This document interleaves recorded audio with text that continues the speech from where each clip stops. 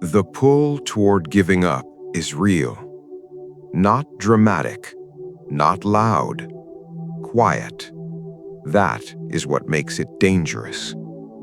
Quiet pulls do not announce themselves. They arrive gently and wait to see if anyone notices.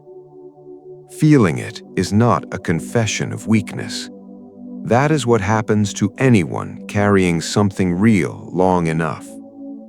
The pull does not come for people who are not working, not for people who gave up at the beginning before anything got hard. It comes for the ones who stayed, the ones who kept going past the point where going was comfortable, past the point where the cost was something easily managed. It comes for whoever got far enough in to feel what far enough actually costs. So feeling it is confirmation. Confirmation that something real was being attempted, that the effort was actual, that the wait was genuine. The question was never whether the pull came. The question was what got done when it arrived. Feeling it wash over completely is the honest response. Not flinching away, not pretending it was not there, letting it arrive fully, feeling the full weight of it. And then, after the feeling, walking through it. Not past it, through it. Moving while it is still present, while the pull is still there, while the weight is still real. That is the actual discipline. Not never feeling the pull, feeling it completely, and moving anyway. Surrender becomes familiar. That is the part nobody warns about clearly enough. The first time it arrives, it is obviously threatening, easy to recognize, easy to reject.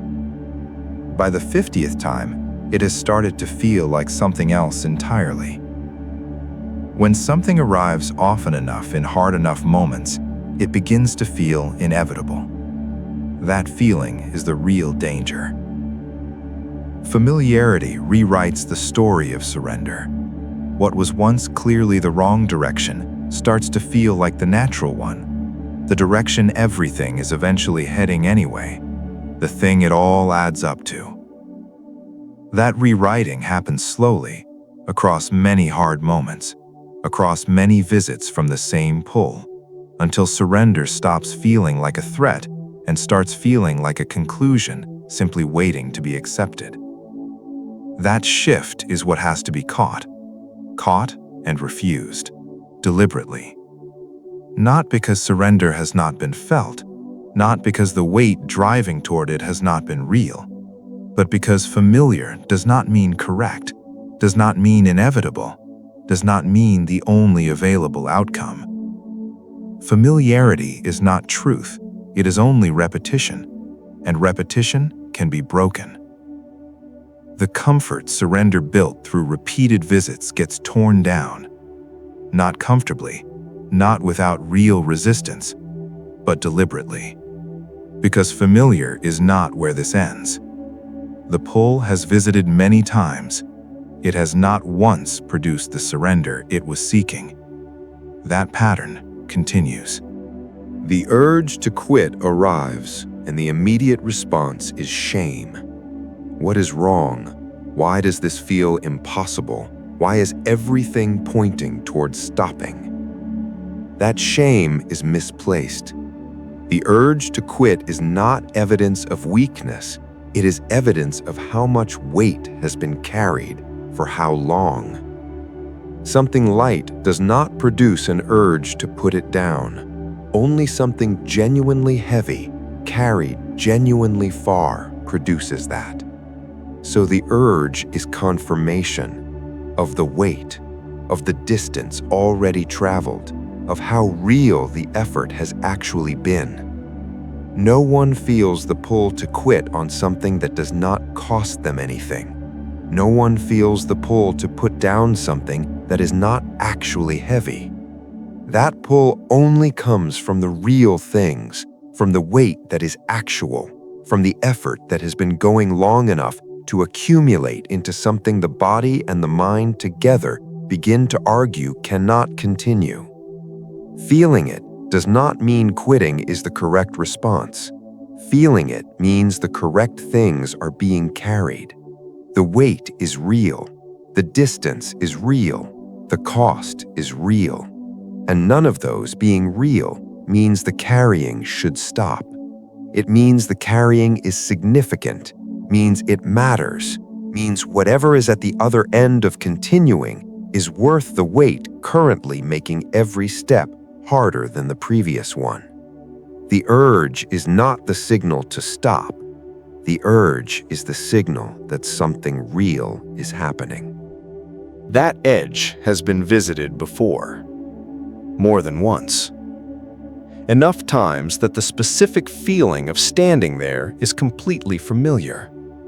The exact texture of that moment, the exact weight of it, the exact combination of exhaustion and doubt, and the reasonable sounding case for just letting go. All of it known intimately. Standing at the edge repeatedly does not make crossing it more acceptable. It makes the refusal to cross it more certain.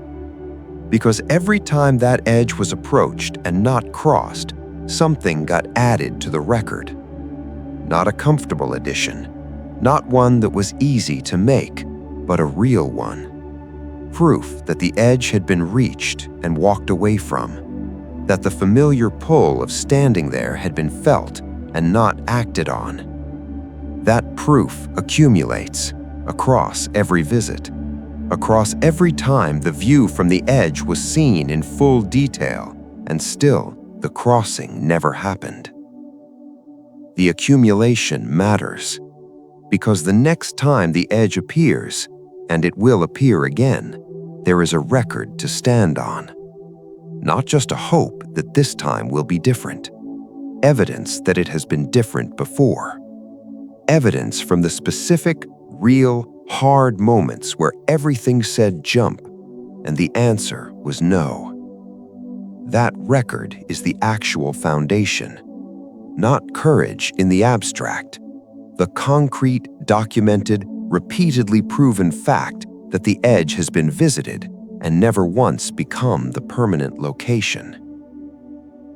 The view is familiar. The jump is not. Surrender that arrives screaming is easy to refuse. It is loud, obviously threatening, easy to recognize as something to fight. The dangerous arrival is different.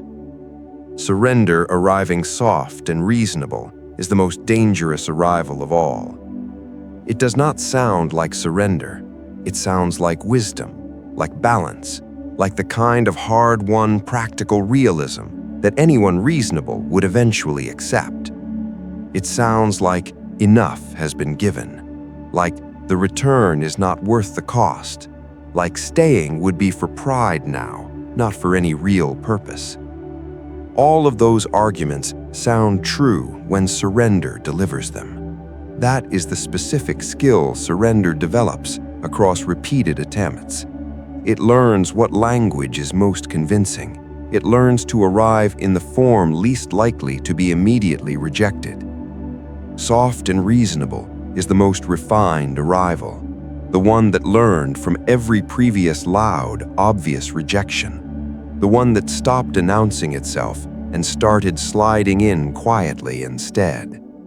Recognizing it requires one specific tool: asking whether the argument for stopping would be being made at this exact moment if full strength were available.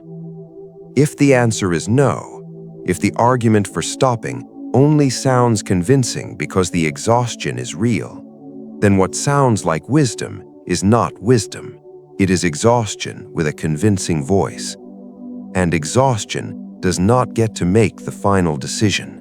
Not here, not after how far this has come. The soft, reasonable voice gets identified for what it is, and then it gets refused, quietly, just as softly as it arrived. The relief of almost quitting is real. Not fabricated, not imagined, real. The moment the decision towards stopping begins to form, something eases. Briefly, the weight shifts, the pressure reduces. For a moment. That brief relief is the most dangerous feeling surrender ever offers. Because it is real, and real relief is convincing. More convincing than anything theoretical about why continuing matters. The body registers the beginning of a decision towards stopping as actual rest, even while only almost quitting rather than actually quitting. That almost is where everything lives. Almost quitting and actually quitting are separated by the smallest possible distance, the distance between the beginning of the decision and the completion of it, between the relief starting to form and the relief being fully accepted. That distance is small, and it is everything. Because the relief of almost quitting can be felt without completing the surrender, the body gets a brief release of pressure, and then the direction reverses, back into continued effort, having gotten the momentary release without having actually paid the price of permanent stopping. That word, almost, is what keeps the brief moment of release from becoming the actual. The relief is real. The almost is what keeps it from becoming permanent, and the permanent was never the acceptable option. When the exhaustion is complete, when every resource has been extended far past what felt possible, when rest is not just wanted, but desperately needed, surrender arrives, wearing the face of rest. Surrender and rest are not the same thing. Confusing them is what surrender is actually counting on. Rest is a pause, a temporary stop in the effort to allow recovery, after which the effort resumes, stronger, more capable, better able to continue because the rest allowed the restoration of what the effort had depleted. Surrender is not a pause.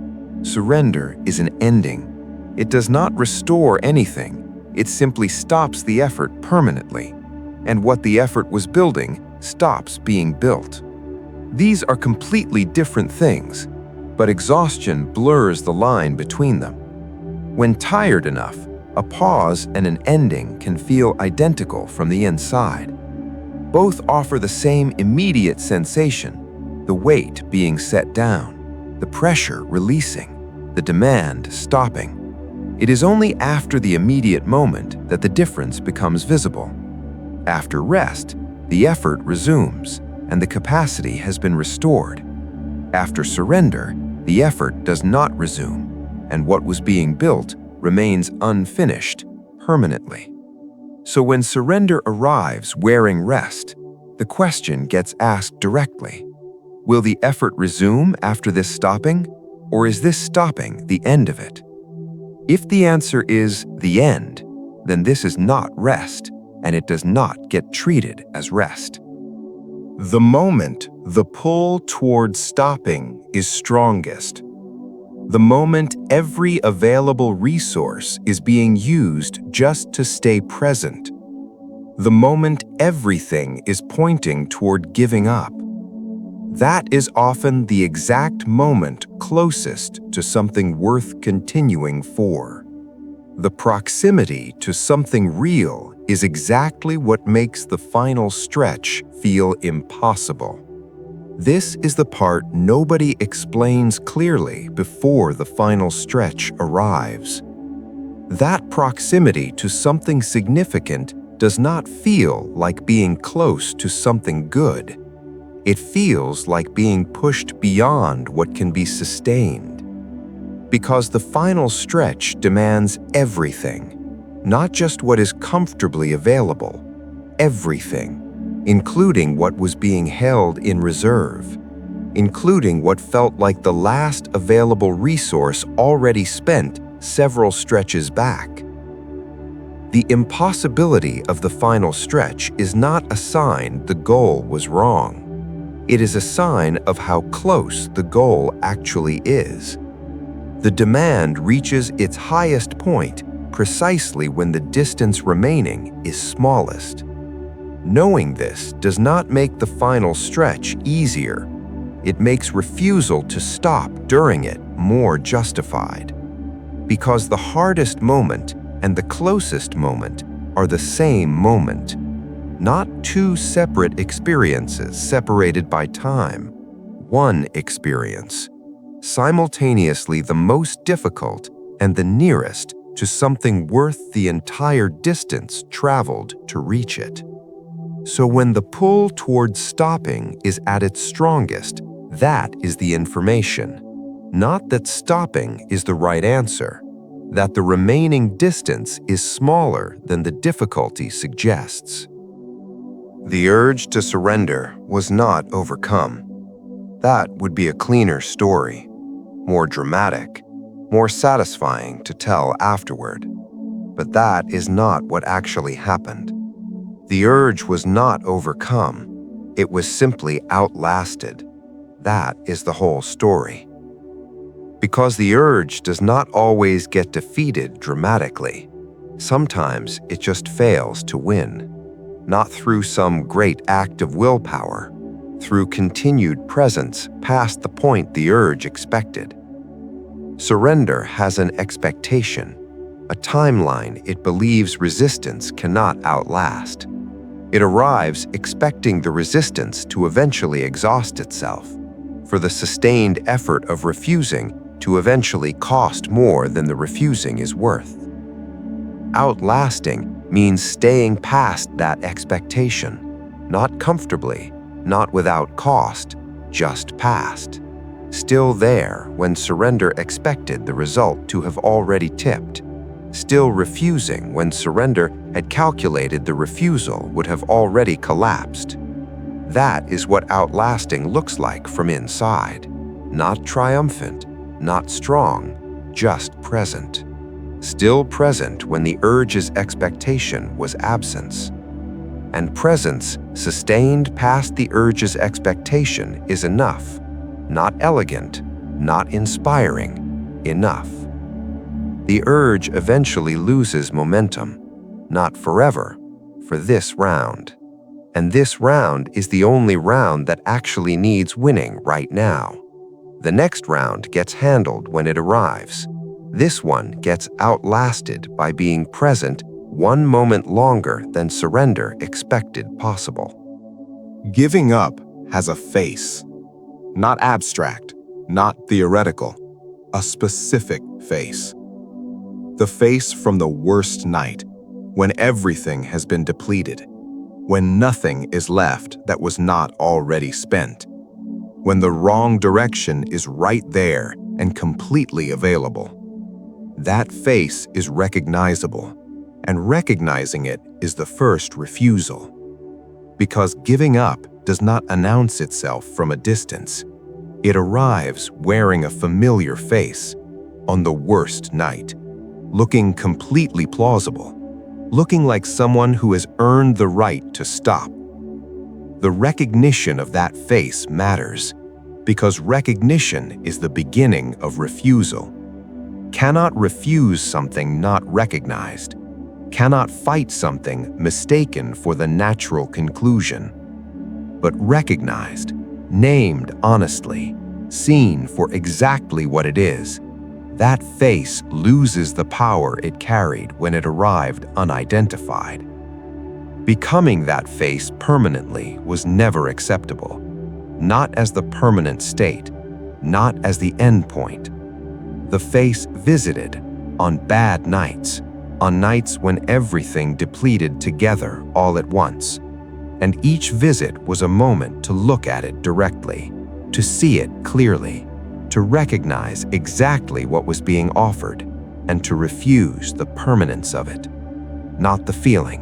The feeling cannot always be controlled. The permanence. That face is not the destination. It is a visitor, one that arrives on the hardest nights and leaves when enough time passes and enough forward movement happens. Never permanent, never the ending. Some days, the reason for continuing is not noble, not inspiring, not the kind of reason worth putting in a speech. Some days, the reason is spite. Not surrendering because the part that suggested it does not get to win. That is a perfectly sufficient reason. The internal pull toward giving up has been present across every hard stretch, persistent, reasonable sounding, equipped with good arguments about cost and exhaustion and the diminishing return of continued effort. And on some days, the only available response to those reasonable arguments is a flat refusal to let that particular voice be the one that ends things. Not because the arguments are wrong, some of them are fair assessments of the actual situation, but because the voice making them does not get to win. Not today, not while there is still one more response available. Spite is underrated as fuel. The cleaner fuels are better when available. Purpose, commitment, clear direction towards something worth the effort. But when those cleaner fuels are running low, when the reserves are genuinely depleted, spite will do. Refusing to let the quitting impulse be right, refusing to give the part that wants to stop the satisfaction of having been the one that finally determined the outcome. That refusal, made specifically to deny the satisfaction of surrender to the part suggesting it, is sufficient. The reason does not have to be beautiful. It has to be real enough to produce one more step. On the days where spite is what is available, spite is the entire reason, and it works. Surrender makes a promise. Specific, credible, delivered with the full weight of everything exhaustion has built up behind it. The promise is peace. Surrender promises peace. What it actually delivers is emptiness. Those are not the same thing. Peace is an active state, the presence of something good, the presence of rest that restores, the presence of satisfaction that comes from having completed something real. Emptiness is the absence of something that should be present, the hollowness of something unfinished, the specific weight of having stopped before the thing was done. Both arrive after stopping, but they produce completely different conditions. Peace follows completion. Effort ended because it reached somewhere, because the thing got built, because the distance got covered, because what was being carried finally got set down at the right location rather than dropped along the route. Emptiness follows surrender. Effort ended because it stopped rather than because it finished. Nothing built, nothing reached, just the stopping, and then the specific silence of an unfinished thing that will not get completed. Surrender never mentions the emptiness in the promise. It leads entirely with the peace. Convincing because peace is genuinely what is needed. Dishonest because what gets delivered is not the peace it described. So when surrender arrives with its promise, the question gets asked, which one actually follows this stopping? Peace or emptiness? The answer determines whether the stopping is acceptable, and it almost never is. Surrender gets felt completely, not pushed away immediately, not refused before it has been fully experienced, all the way in. Let surrender be felt fully, then wring it out and continue. Because refusing to feel it does not eliminate it. It just pushes it below the surface, where it operates without being addressed, where it accumulates without being acknowledged, where it builds into something heavier than it would have been if simply felt directly. the full experience of the pull toward surrender, allowing it to arrive completely, not flinching away from it, feeling the full weight of what it offers. That takes something, real something, because the full experience of surrender's pull is not comfortable. It is the acknowledgement of how tired everything actually is, how far past comfortable the effort has already gone, how genuinely reasonable stopping would be if reason were the only factor. Feeling that fully is honest, more honest than pretending the pull is not as strong as it is. And then, after the full experience, wringing it out, not through some dramatic internal battle, just through the decision to continue despite having felt it completely. That is what becomes possible when surrender has been felt fully rather than avoided. The full feeling passes, not permanently, for now, and the continuation happens in the space after the full feeling. Not stronger for having suppressed it, clearer for having felt it through. Everything said quit. The body, the mind, the accumulated weight of every hard day combined into a single pressure. All of it pointing clearly in one direction. All of it said the same thing. And something smaller, quieter, completely unmovable, said one more step. That smaller thing did not make a case, did not argue with everything else, did not present reasons, did not engage with the full weight of what was pointing towards stopping. It just said one more step. Against everything else, quietly. And that quietness was not weakness. That quietness was precision. One specific instruction aimed at the only thing actually required. Not a full plan, not a reason to believe the whole thing works out, just one more step. Because the full case for continuing was too heavy to make in that moment. The long view required too much. The purpose required too much. The reason for all of it required too much when everything was depleted. One step does not require any of that. One step just requires the next physical movement. Nothing more, nothing larger, just the one step. And then the one after it becomes possible, not because everything got easier, because the smallest instruction was followed, and following it made the next smallest instruction possible. That is what was listened to. Not the full weight of everything saying no, the one small, quiet, unmovable instruction. Step. The nights of wanting to quit the most are not the nights to be ashamed of, not the ones to be minimized, not the ones to pretend did not happen or were not as bad as they actually were. Those nights are the ones to be most grateful for having survived. Because what those nights produced is specific, not just survival, not just the fact of still being here after they passed. Those nights produced the knowledge that those nights can be survived.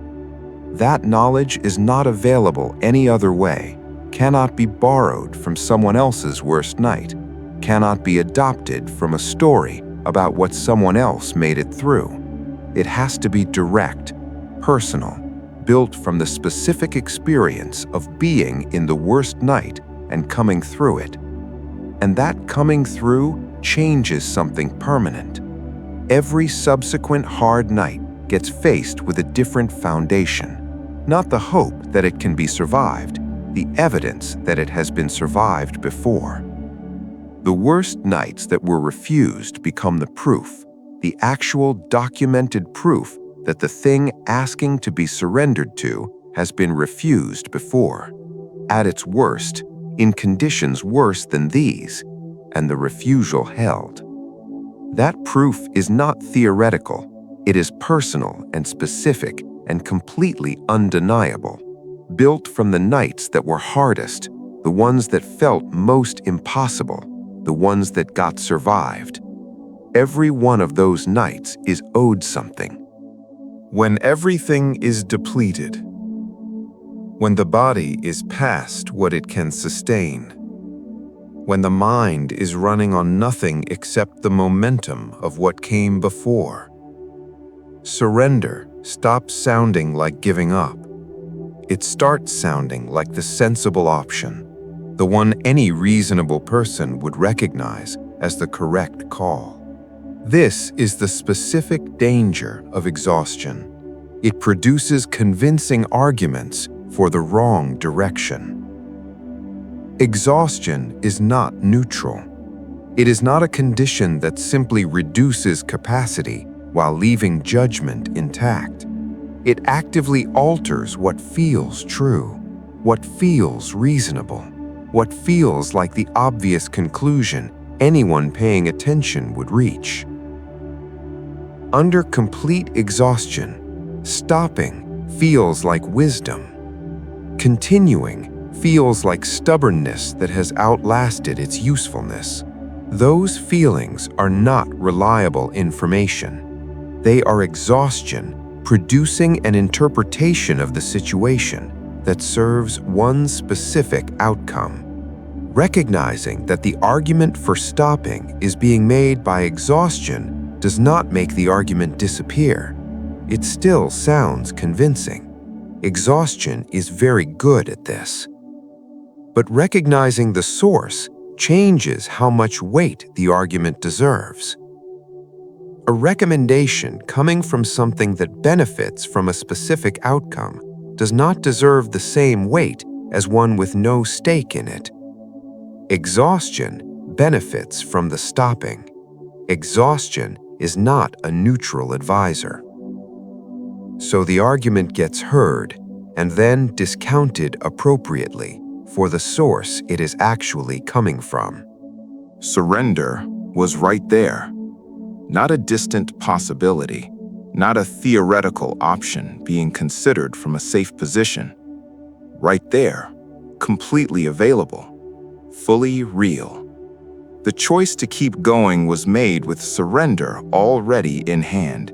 That is what makes the choice mean something. It is easy to not surrender when surrender is not available, when the option simply does not exist, when conditions have not yet reached the place where stopping is actually possible. What means something is when surrender was real, present, completely available, and the choice still went the other direction. That is the actual decision, not refusing something abstract, refusing something that was right there, that cost something real to refuse, that required an active choice rather than the absence of an option. Having it completely available and choosing anyway is different from never having had it. The ones who have never reached that point, who have never had surrender real and present, do not know what they would do, have not been tested at that level. The ones who have had it real, in hand, and set it back down anyway, know. That knowledge is specific, earned, not transferable, and it changes everything about the next time surrender arrives, because the next time it will be refused by someone who has already refused it under real conditions, not theoretical conditions, the actual hard ones, and refused it anyway. That feeling is specific, not general, not abstract. The specific hollow stillness that arrives in the moment before everything almost got let go. The hollow stillness before almost letting go is the most recognizable moment, and it always gets chosen through. Because that stillness is not nothing. It is the moment everything hangs. The moment between the full feeling of surrender having arrived and the direction the response to it finally goes. It is not peace. Peace has warmth. This stillness is cold. complete, containing both options simultaneously, neither yet decided. Every direction is available in that stillness, the one toward letting go, the one toward continuing, both present, neither yet chosen. That moment has been visited multiple times, the specific texture of it completely familiar now. And every time, in that stillness, the choosing happened in one direction. Not loudly, not dramatically, not with certainty about whether it was right. Just in that direction. The fight. Not because the other direction had nothing to offer, but because this direction was the one that got chosen. And the choosing was always enough. That cold, hollow moment of stillness, chosen through, into whatever came next. There were reasons to surrender. Real ones, not manufactured, not imagined. Actual, honest, completely justifiable reasons. Every one of them was real. Every one of them was fair. Every one pointed toward the same direction. And there was one reason not to. That one reason was enough. This is not a story where the reasons for continuing outweighed the reasons for stopping. They did not. The reasons for stopping were many, real, accurately assessed, worth taking seriously. The reason for continuing was singular, simple, not particularly inspiring as a speech. Just not this, not here, not now, not as the ending. One reason against many, and it held. Not because one was stronger than many in some mathematical comparison, because one was enough when it was real, and the many, however legitimate, were pointing towards something that was never going to be acceptable. Counting reasons often misses the point. More reasons for stopping than for continuing does not automatically mean stopping is correct. It means the accounting is being done in a way that misses what actually matters. What actually matters is whether any single reason for continuing is sufficient to make continuing the right direction. There was one. It was. It held. Against everything pointing the other way. Against every legitimate argument. Against the full weight of honest accounting. One reason. Sufficient. Surrender was real. Not an idea, not a passing thought. A weight. A voice. A conclusion that felt undeniable. It reached every part of you that was still standing. Cold, heavy, convincing. It was felt completely. And then it was refused. That is the truth. Not the comfortable version where quitting never crossed your mind. Not the fantasy where strength erased every doubt.